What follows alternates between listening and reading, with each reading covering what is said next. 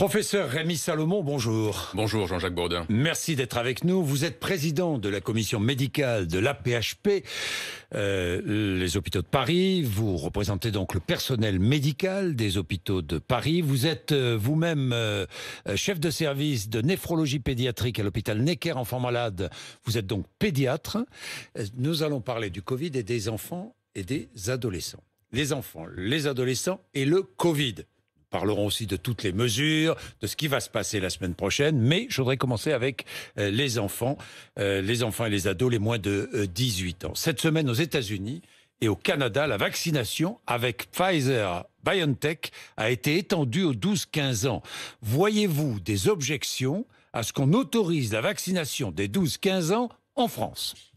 Alors, Jean-Jacques Bourdin, d'abord, je vais vous répondre sur les enfants. Oui. D'abord, je vais vous dire pourquoi je n'ai pas de masque aujourd'hui. Oui, c'est la première fois. Si vous voulez bien, parce que c'est la première fois que je fais une interview sans masque. Oui. Vous êtes complètement vacciné, vous m'avez dit. Je le suis complètement vacciné. Et donc, nous pouvons nous autoriser dans des circonstances quand même, avec des précautions, nous pouvons nous autoriser à baisser le masque. C'est-à-dire, on est à l'intérieur, et on est suffisamment distant, la pièce est aérée, nous ne sommes pas plus de 6 personnes, il n'y a pas de personne dans la pièce qui ait de maladie chronique. Je redis tout ça, ce sont les recommandations de la Haute Autorité de Santé qui dit, vous pouvez, dans ces circonstances particulières, ne plus porter de masque. Voilà. Donc je voulais juste préciser ça, c'est la première fois. Alors, pour vous répondre, les enfants, je pense que les enfants, oui, il faudra les vacciner. On suivra les recommandations de la HAS que je viens de mentionner. Pour le moment, en France, elle n'a pas donné encore d'avis sur la question. Aux États-Unis, vous l'avez rappelé, dans d'autres pays, au Canada, à partir de 12 ans, on peut vacciner et c'est recommandé. Alors pourquoi c'est recommandé ? Pourquoi est-ce que cette vaccination vous paraît indispensable ? Alors, elle est recommandée. Les enfants, on rappelle que les enfants font très peu de formes graves de la maladie. Souvent, ils sont ce que l'on dit asymptomatiques, c'est-à-dire aucun signe, mais ils sont porteurs. Et ils transmettent. Alors, ils transmettent selon l'âge, soit assez peu. Quand on est à l'âge de l'école primaire, on transmet probablement assez peu, mais ça ne veut pas dire du tout. Donc, il y a quand même une possibilité de transmission. Et quand on est par contre à l'âge du collège ou du lycée, on transmet nettement plus. L'étude de l'Institut Pasteur, Comcor, sur les modes de transmission, elle l'avait bien dit, les parents d'enfants qui sont à l'école primaire n'ont pas de surrisque, mais les parents d'enfants qui sont au collège et au lycée ont un surrisque tout à fait significatif. C'était à l'époque avant le variant britannique. Donc attention, il faut prendre ces résultats avec cette précaution d'analyse. Il est possible qu'avec le variant britannique, qui est plus transmissible, y compris à l'âge primaire, de l'école primaire, il y ait un risque de transmission. Donc pour cette raison-là, c'est moins pour protéger les enfants, qui ont un risque très très faible de faire une maladie sérieuse, grave, mais c'est pour protéger les autres. C'est ce qu'on appelle l'effet altruiste de la vaccination. Il existe toutefois du Covid long chez les enfants. C'est vrai.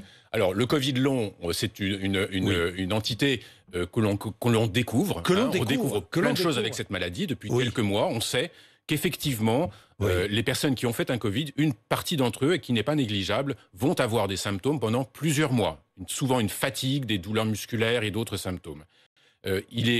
On a observé également que les sujets jeunes, voire les enfants, pouvaient aussi avoir un Covid long.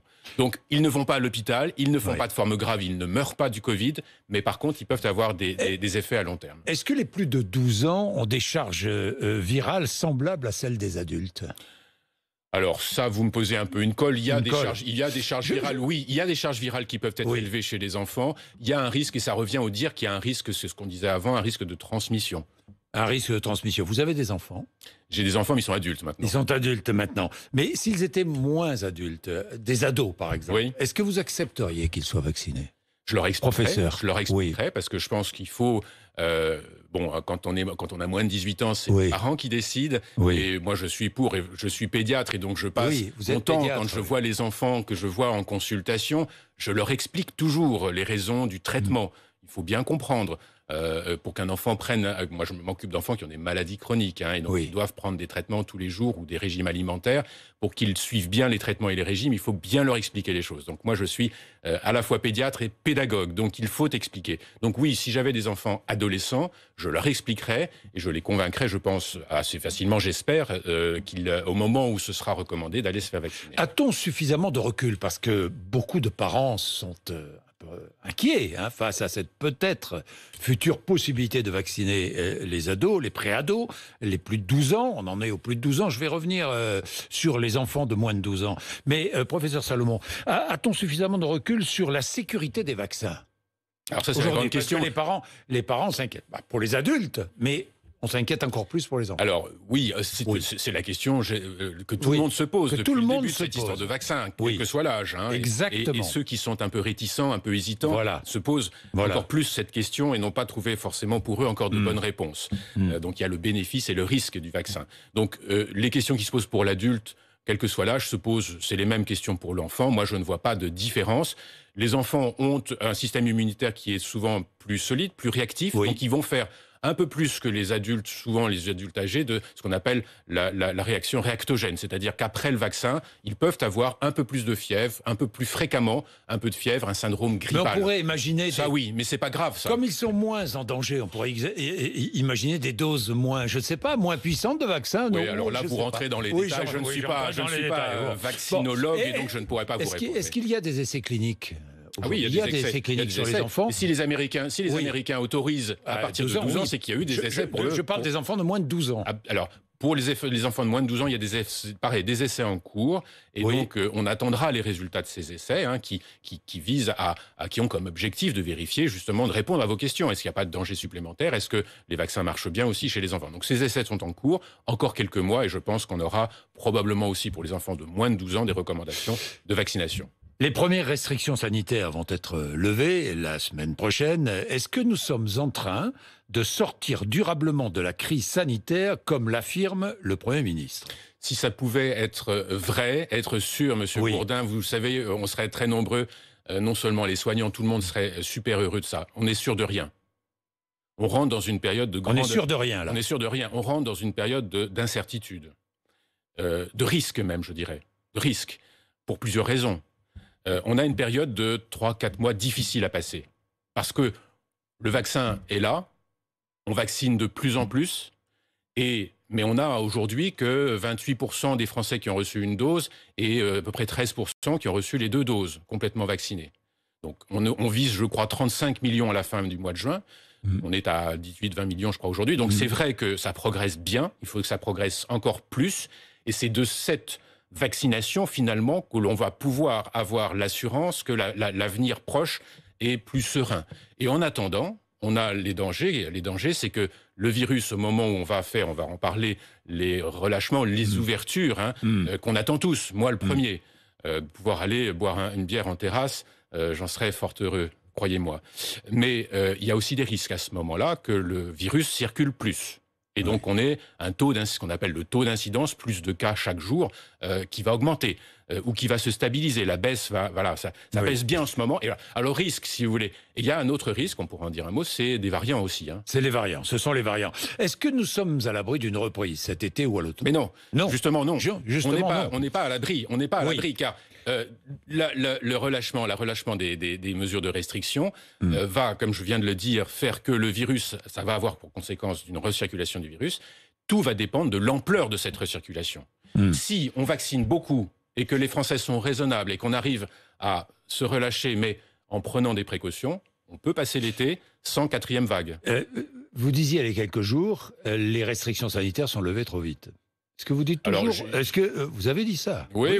Est-ce que vous diriez toujours cela ce matin? Alors, on est à la veille, on est en cours. Les ouvertures d'écoles, c'est fait. Les ouvertures des restaurants, c'est la semaine prochaine. On va voir. La France fait quand même partie des 5 pays européens, je regardais les chiffres, des 5 pays européens qui enregistrent le moins de nouveaux cas par jour. Le moins de nouveaux cas par jour. C'est d'autant plus intéressant qu'on teste beaucoup en France. Actuellement. Donc il y a une vraie baisse là. Oui. Mais est-ce qu'elle est constatée à l'hôpital? Moins? Non. Alors, parce qu'il y a toujours, j'imagine, un effet... Il faut effectivement... de latence, en quelque sorte. Vous avez parfaitement raison de souligner ce point. Les hôpitaux sont encore très saturés de patients, beaucoup de patients Covid. On est en région Île-de-France à 120% de taux d'occupation dans les réanimations. Ok. Donc, alors la région Île-de-France est celle qui est la plus touchée, mais d'autres régions le sont quand même aussi. Et donc, quand on regarde les hôpitaux ne fonctionnent pas normalement aujourd'hui. Encore beaucoup de soins de patients qui ont d'autres pathologies sont reportés encore, d'accord? Donc on est en train de reprendre progressivement, mais on a un taux d'occupation dans les hôpitaux qui est, depuis le mois de novembre, très élevé. Et après, la deuxième vague a finalement baissé, mais assez peu. Et donc il est absolument nécessaire que ce plateau baisse de plus en plus. Et nous pourrons envisager l'avenir des prochains mois plus sereinement si le taux baisse encore très nettement. Donc on n'y est pas. Si je vous écoute, rien n'est garanti. Parce qu'on a l'impression... Vous savez qu'on est impatient. Nous vivons dans une société impatiente. Donc on a l'impression, ça va commencer à ouvrir la semaine prochaine, on a l'impression que dans 15 jours, 3 semaines, 1 mois, tout sera ouvert et nous revivrons absolument normalement. Donc effectivement, il faut y aller progressivement. Si on y va trop vite, on va avoir un rebond. On va avoir un taux d'incidence qui remonte. Et les hôpitaux qui sont à un très haut niveau d'occupation vont très rapidement se retrouver dans une très grande difficulté. Alors, quel comportement devons-nous avoir dans les jours qui viennent et dans les semaines qui viennent? Donc, on va ouvrir les terrasses des restaurants. Ce qu'il faut vraiment bien retenir, c'est le mode comment on se contamine. Il faut bien comprendre ça. Alors, on l'a dit, redit, mais peut-être pas forcément de la manière la plus explicite qui soit. On se contamine très peu à l'extérieur. On se contamine essentiellement à l'intérieur. Donc moi, j'ai l'espoir que l'ouverture des terrasses, finalement, soit bénéfique. C'est-à-dire que si les gens comprennent qu'il vaut mieux aller voir les amis et la famille dehors, boire un verre se dehors, donner rendez-vous mais ne pas aller sur une terrasse, mais ne plus aller parce que on n'est pas dupes. Vous m'avez posé la question, mes enfants qui sont adultes, ils ont été voir les copains les uns chez les autres. Évidemment. Mon fils, le dernier, il a été cas contact je ne sais combien de fois cet hiver. Donc, si on fait dehors et plus dedans, c'est-à-dire si on rencontre les gens, le lien social dont on a tant besoin de revoir les amis, etc. Si on le fait dehors mais plus dedans, à mon avis, ça peut être bénéfique, à condition que on prenne quand même quelques précautions. Donc il faut, même si on est dehors, il faut espacer les uns les autres. Donc des tables de 4 ou 6 maximum, espacer les tables. Et je suggère que les terrasses des cafés, on ait la place. Et je fais une suggestion dans les grandes villes, à Paris par exemple, qu'à partir du soir, on rende piétons les rues où il y a beaucoup de cafés, permettant ainsi aux restaurateurs d'espacer les tables suffisamment. Voilà, ça c'est, je pense... D'utiliser l'espace public pour finalement la santé publique. Exactement, il faut de la distance. Et je dirais une autre recommandation simple. Le masque, que je n'ai pas aujourd'hui, je l'ai expliqué pourquoi. Même si on est dehors et si on est en face d'une personne et qu'on n'est pas très loin et qu'on parle un peu fort ou si on chante, on va quand même projeter du virus. Ma suggestion, c'est qu'on garde quand même le masque à l'extérieur et qu'on ne le tombe qu'au moment où on a besoin de le tomber, c'est-à-dire pour boire ou pour manger. Mais quand on est attablé, on sait bien que pendant l'essentiel du temps... Donc je suggère qu'on le remette. On est assez proche quand on est attablé. On est assez proche, donc on le baisse évidemment. On le baisse évidemment plus que là. On est plus proche que là. On le baisse évidemment au moment de manger et de boire, mais après pour discuter, on peut le remettre. Après pour discuter, on peut le remettre. Et le couvre-feu, l'effet du couvre-feu. Incontestablement, le couvre-feu a été utile pour faire baisser... Oui, parce qu'il y a quand même beaucoup de gens qui respectent le couvre-feu. Mais oui, bien sûr, à 19h. Est-ce qu'il y a un risque avec un couvre-feu à 21h ? Les gens vont se voir un peu plus entre 19h et 21h qu'ils ne se voyaient aujourd'hui. Moi, je pense que, compte tenu de ce que je vous ai dit, je pense que le couvre-feu à 21h n'est pas un problème si on est dehors. Voilà. Si on profite de ce temps pour socialiser, voir les gens, mais on le fait dehors. Mais on ne boit pas la bière suivante à la maison. Mais on va pas... Voilà, donc le problème, c'est que si on s'arrête à 21h, on dit la deuxième bière, on va la boire chez les autres. Non, ça va pas. Donc je pense qu'il veut... Donc rapidement, on va venir avec un couvre-feu à 23h. Qui est mieux. Je pense à mon avis, c'est bien parce que 23h, on a le temps, on a la soirée devant soi dehors. Alors évidemment, il y a la météo ici. Il faut prendre une petite laine. Si malgré tout, de temps en temps, on sait que le mois de juin, ou le mois de mai, il peut faire un peu frais. On met une petite laine. Les restaurateurs mettront des toiles si jamais il pleut un peu. Il faut vraiment s'organiser pour être dehors le maximum. Et les jauges dans les magasins, parce qu'il y a aussi les magasins à ouvrir. Donc dans les magasins, il faut respecter les jauges. Moi, quand je vais à midi, je vais chercher un sandwich. Là, il y a un petit magasin en bas de. Il y a un monde fou. Ils sont 15, tous tassés les uns aux autres. Les gens ont oublié ça. Ils ont juste oublié. Faites juste un tout petit peu attention. C'est pas hyper contraignant. On fait attention. On n'est pas trop serré. Et quand on est à l'intérieur dans un magasin, on respecte les jauges. On attend dehors. Professeur Salomon, les toilettes fermées dans les restaurants, c'est absurde ou pas ? C'est difficile de faire autrement pour les toilettes. Donc, je pense que les toilettes, c'est souvent, normalement, c'est aéré. On met le masque. Alors, quand on va aux toilettes, on met le masque. On met le masque. Il faut juste avoir cette conscience de comment on se contamine, finalement. Si on a bien cette conscience en tête, si on a bien compris comment les choses se font, je pense qu'on peut adapter nos gestes et notre manière de vivre. Pas question d'un pass sanitaire pour aller au restaurant, c'est ce que dit le gouvernement. En revanche, pass sanitaire, bonne solution pour permettre d'organiser des manifestations de masse.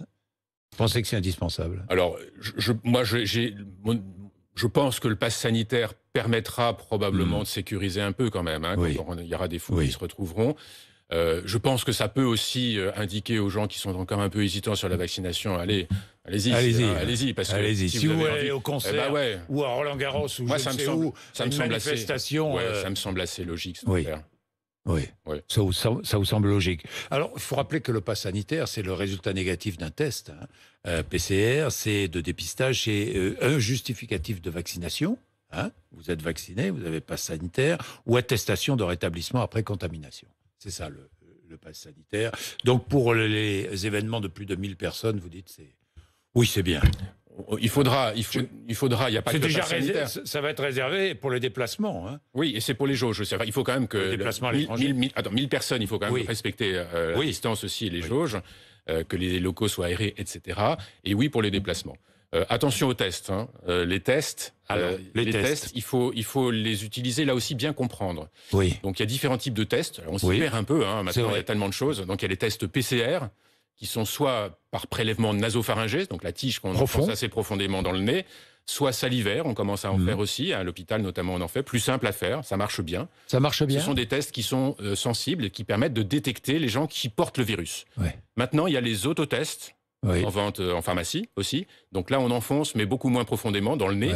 Donc on peut le faire soi-même. L'intérêt, c'est qu'on peut le faire soi-même. C'est des tests antigéniques, c'est pas du PCR, c'est du test antigénique qui a l'avantage donc d'être fait facilement par soi-même, l'avantage de donner un résultat quasiment immédiat en 15 minutes, contrairement au test PCR qui nécessite au moins 24 heures.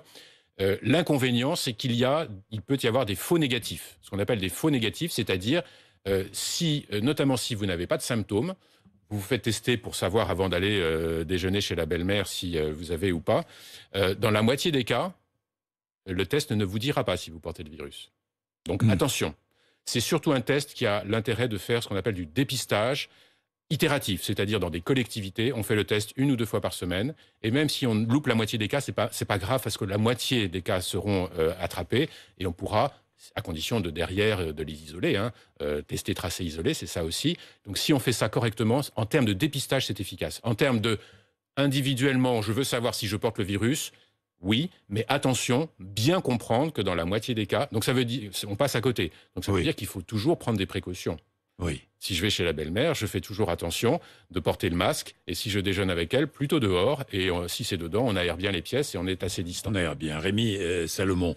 Je voudrais terminer sur ce que j'ai lu hier. Des chercheurs français ont trouvé pourquoi de nombreuses personnes infectées perdent l'odorat. Vous avez vu cela ? Oui, j'ai aperçu ça. L'anosmie. Alors, je vous dis, ce que j'ai lu, vous allez me dire... Vous avez un diagnostic médical intéressant. Le virus infecte les neurones liés à l'odorat, inflammation persistante de la muqueuse qui détecte les molécules odorantes au sein de la cavité nasale. L'épithélium olfactif est infecté et cela peut durer des mois. Le virus infecte aussi le nerf olfactif et les centres nerveux en charge de l'odorat au sein du cerveau. Possible porte d'entrée vers le cerveau. C'est une atteinte neurologique. C'est une atteinte neurologique. Ça a l'air, oui. Et ce qui explique pourquoi certains ont perdu l'odorat, mais pendant plusieurs semaines et même plusieurs mois. Et c'est pas drôle de perdre l'odorat. Et on peut perdre le goût aussi. Et le goût. C'est la gueusie, on appelle ça la gueusie. Donc ça veut dire que pendant plusieurs semaines, on peut ne plus rien sentir, ne plus rien goûter. Ce qui est extrêmement déprimant. Je peux vous dire que j'ai vu des gens, c'est très déprimant. Donc oui, ça peut durer longtemps. En général, on récupère. Merci, professeur Salomon, d'être venu nous voir ce matin. Vous êtes sur RMC et sur BFM TV, il est 8h53.